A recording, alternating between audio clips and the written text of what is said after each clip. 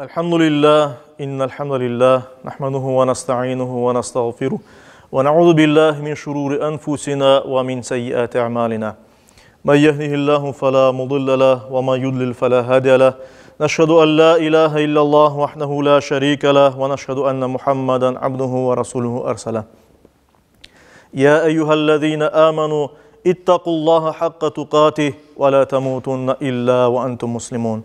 أيها الناس اتقوا ربكم الذي خلقكم من نفس واحدة وخلق منها زوجها وبث منهما رجالا كثيرا ونساء يا أيها الذين آمنوا اتقوا الله وقولوا قولا سديدا يصلح لكم أعمالكم ويغفر لكم ذنوبكم ومن يطع الله ورسوله فقد فاز فوزا عظيما أيها الناس قال الله تبارك وتعالى في كتابه الكريم أعوذ بالله من الشيطان الرجيم بسم الله الرحمن الرحيم هو الذي أنزل السكينة في قلوب المؤمنين ليزدادوا إيمانا مع إيمانهم وقال رسول الله صلى الله عليه وسلم خيركم من يرجى خيره ويؤمن شره صدق رسول الله صلى الله عليه وسلم. Saygılı cemaat-i Müslümin, okulgan ayeti kerimede ve bu hadis-i şerifte böyle buyurula. İlk evvela Kur'an-ı Kerim'de Feth suresinin 4. ayeti kerimesinde Allahu Teala şu şekilde bizge müracaat ete buyura. İmanlarını bir kat daha arttırsınlar deyip müminlerinin kalplerine işanç endirgen odur. Yani Yüce Rabbimiz Allahu Teala'dır. Bukhari'de geçken hadis-i şerifte ise Peygamberimiz sallallahu aleyhi ve sellem böyle buyura. Sizin en hayırlınız ondan hayır umut etilgen ve asla yaramaylık beklenmegen kimsedir.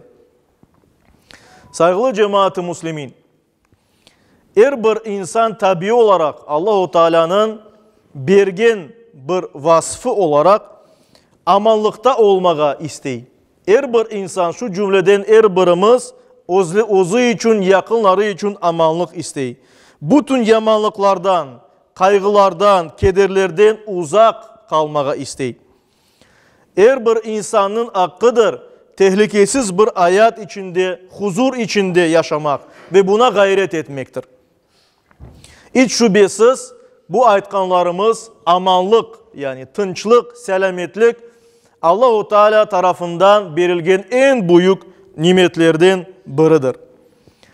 Şunu bilmek gerekmez ki bizler Müslümanlar olarak buna inanamız ki amanlıkının, selametlikinin, tınçlıkının yekane menbası bu Allah-u Teala'dır. Yani amanlık, selametlik, tınçlık gelse de ancak Allah'tan gelir.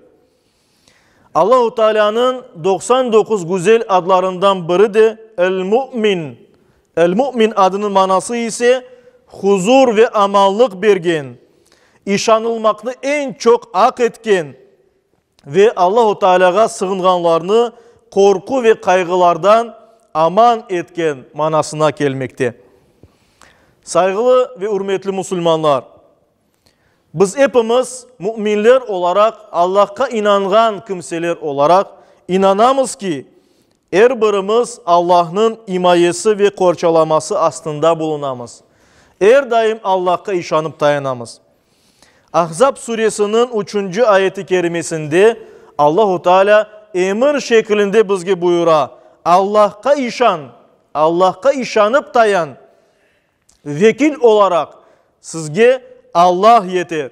Vekil olarak yani bizim Rabbimiz, bizni korçalagan olarak Allah-u Teala bizlerge yeter elbet. Ve bu ayetke göre diğer ayetlerge Peygamberimiz Muhammed Mustafa sallallahu aleyhi ve sellem'in aytkan sözlerine göre biz inanamız ki Mevlamız Allah-u Teala asla bizlerini, Müslümanlarını, ona iman etken kimselerini kimsesiz ve çaresiz kaldırmaz. Biz bilemiz ki Kur'an-ı Kerim'de olan misallerden Allah-u Teala tevhid inancı için ateşke atılgan Hazreti İbrahim'ni Allah ondan razı olsun, selametlik versin aleyhisselam. Ateşini onun için, bu peygamber için serin yaptı. Yakıcı olmak vasfını yok etti. Amanlık verdi. Diğer taraftan biz bilemiz ki ağaları Yusuf peygamberini kuyuğa taşlaganlar olsun deyip, ama Allah-u Teala Yusuf peygamberini şu kuyudan kurtardı, kuyudan çıkarttırdı ve Mısır'a sultan yaptı. Bir kul olmaktan Mısır'ın büyüğüne kadar yükseltti ve ona da amanlık verdi. Başka amanlık misallerini de biz görüyoruz Kur'an-ı Kerim'de. Mesela Yunus peygamberini büyük balıkның kursağından kurtarganını ya da Musa aleyhisselam'a denizini yarıp denizden yol yapkanını görüyoruz. Ve böylece hem onlara hem de mesela Musa peygamberinin halkına amanlık nasip etti Yüce Rabbimiz. Aynı şekilde bizim peygamberimiz Muhammed Mustafa sallallahu aleyhi ve sellem'ni Yüce Rabbimiz müşriklerinin zulümünden, müşriklerinin öldürmek kararından kurtarıp amanlıkta Medine şehrine yerleştirgen edi, iriştirgen edi. Saygılı cemaat-i muslimin, amanlıkını bergen Allah'tır elbet. Ama bununla beraber bizler de hepimiz birer Müslüman olarak, birer mümin olarak o söz ve hareketlerimizle başkalarına da işanç vermek gerekmez. Amanlık getirmek gerekmez. Her bir Müslüman birer iman kalesi dayin olmak gerek. Onun yanında başka Müslümanlar özlerini işançlı yerde, amanlık içinde, selametlik içinde duymak gereklir. İnanmak gereklir, işanmak gereklir. Her bir Müslüman ona göre öz üstüne Allah-u Teala tarafından buyurulgan mesuliyetlerini üstüne almak, gücü yetkeni kadar her bir kimsege yardım etmege, işangan kimselerge yardım etmege tırışmalıdır. Müslüman hem başkalarga, başka Müslümanlarga işangan, hem de ona işanganları bir kimse olmak gerek. Tirmizi'de geçken bir hadis-i şerifte Peygamberimiz sallallahu aleyhi ve sellem buyurdu ki, Müslüman, diğer Müslümanlar onun elinden ve tilinden aman olganları kimsedir. Mümin de, yani Allah'a inangan kimse, insanların canları ve malları ondan emniyette bilgenleri kişidir. Yani Müslüman olsun, Müslüman olmasın, herkes korkmasa ki biz onun malını alacakmız ya da onun canını alacakmız ya da bir zarar getirecekmiz. O vakit bizlerde şu Peygamberimiz anlatkan Müslümanlık ve müminlik sıfatı olacaktır. Bunun aksini yapmak ise müminge, Müslümana yaraşmagan bir harekettir ve büyük günahtır. Yani işanç vermemek, işançlı insan olmamak, sözde durmamak, başkalarına zarar getirmek, canlarına zarar getirmek, kanlarını akıtmak, mallarına zarar vermek dinimizge göre büyük günahlardır elbet. Buna göre de saygılı cemaat-i muslimin, her birimiz Allah-u Teala'nın şu ayetkanlarına, Peygamberimizin şu tavsiyelerine uymak gerekmez. Her daim diğerlerge, hususan dindaşlarımızga yardımda bulunmak gerekmez. Bu cemaat hakkıdır, cemaatin hakkıdır üstümüzde. Her daim işanç bergen insanlardan olmak gerekmez. Dertli gönüllerge derman getirmek gerekmez, ilaç vermek gerekmez. Kederli yüreklerge sevinç getirmek gerekmez.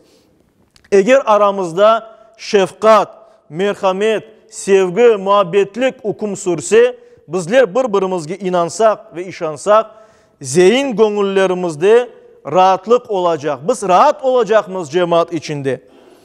Ona göre de her bir Müslümanın yapmak gerek olğan işi elbette en birinci Allah-u Teala'ya işanmak ve dayanmak. Ondan gayrı başkalarga, yani akılımız bergeni kadar işanmak, yakşı görmek ve bununla beraber özümüzge de esas olarak başka insanlarga işanç getirmek ve bizge emanet olarak verilgenlerini hıyanetlik yapmadan yerine getirmektir. Eğer biz böyle yapsak, aramızdaki hak hukukunu etsek, hiç şüphesiz Rabbimiz bizge yardım eder ve muvaffakiyet verir, işlerimizni ondan getirir. Hem bu dünyada hem esası da gelecek dünyada. Biz bilemiz, Peygamberimiz sallallahu aleyhi ve sellem bizler için en güzel bir misaldir. Peygamberimiz onu öldürmeye istegen müşriklerden ketkende, icret etkende, en sıkıntılı vakitte onun peşinden onu öldürmeye gelgen insanlar, Peygamberimiz ve onun yanında olan Ebu Bekir, Allah onun razı olsun, yanlarına gelgende onlar Koba'da olganda. Peygamberimiz sallallahu aleyhi ve sellem'nin Allah'a işanğanını göstergen ayet-i kerimi bizler için pek ibret vericidir. Demek ki Müslümanlar icret ettiler aman aman hepsi. Peygamberimiz de icretke çıktı, onu endi evini sardılar öldürmek için. Peygamberimiz Ebu Bekir'le beraber çıktılar. Onu kaçırmamak için müşrikler her tarafka insanlarını yolladılar. Tapsanız öldürünüz deyip Muhammed'ini. Ve onlar Peygamberimizini kıdırıp geldiler. Peygamberimiz ise bilgenimiz gibi Sevr mağarasında demek anda kırdı. İçinde saklanmak için. Ve şu vakit insanların sesi gele, mında mı Muhammed deyip, şimdi tapsak onu öldürecek miyiz degen vakitte ayet-i kerimelerde böyle buyurular Tevbe suresinin 40. ayet-i kerimesinde. Onu yani peygamberini kafirler tuğan şehrinden çıkardılar. Ebu Bekir onun birlikte Koba'da ikincisiydi. O vakit peygamberimiz sallallahu aleyhi ve sellem arkadaşına böyle ayıttı. Kederlenme. Şüphesiz Allah bizle beraberdir ve Allah üstüne sakinlik ve işanç, amanlık indirdi. İşte ona göre de biz de Allah-u Teala'ya böyle şartsız işansak, Allah'tan yardım beklesek, en kıyın vakitte bile Allah-u Teala bizge yardım yollar inşallah. Yüce Rabbimiz her birimizge tevekkül etken, Allah'a işanıp dayangan, birbirimizge yardım etken, Müslümanlarga işanmağa tırışkan, insanlarga işanmağa tırışkan kimselerden olmağa nasip eylesin. Bir de en esası özümüzge de işanç bergen Müslümanlardan olmağa nasip eylesin. Sözümüzü tutmak, mesuliyetlerimizi almak, insanlarga yardım etmek her birimizge nasip eylesin. Müslümanca yaşamak ve Müslüman olarak son nefesimizi vermeye nasip eylesin. Amin.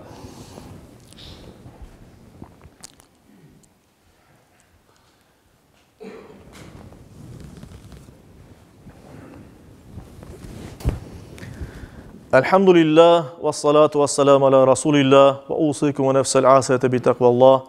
İnnallah ve melaiketehu yusallun ala nebi. Ya eyyühellezine amenu sallu aleyhi ve sellimu teslima. وارض اللهم عن خلفاء الأربعة أبي بكر وعمر وعثمان وعلي وعن سائر الآل والصحابة والتابعين ومن تبعهم بإحسان إلى يوم الدين وعنا معهم بعفوك وكرمك يا أكرم الأكرمين ويا أرحم الراحمين. اللهم أعز الإسلام والمسلمين. اللهم أعز الإسلام والمسلمين. اللهم أعز الإسلام والمسلمين واحمي حوزة الدين ودمر أعداء الدين وألف بين قلوب المسلمين وواحد صفوفهم واجمع كلمتهم على الحق يا رب العالمين وانصر دينك وكتابك وسنة نبيك محمد صلى الله عليه وسلم وآله أجمعين.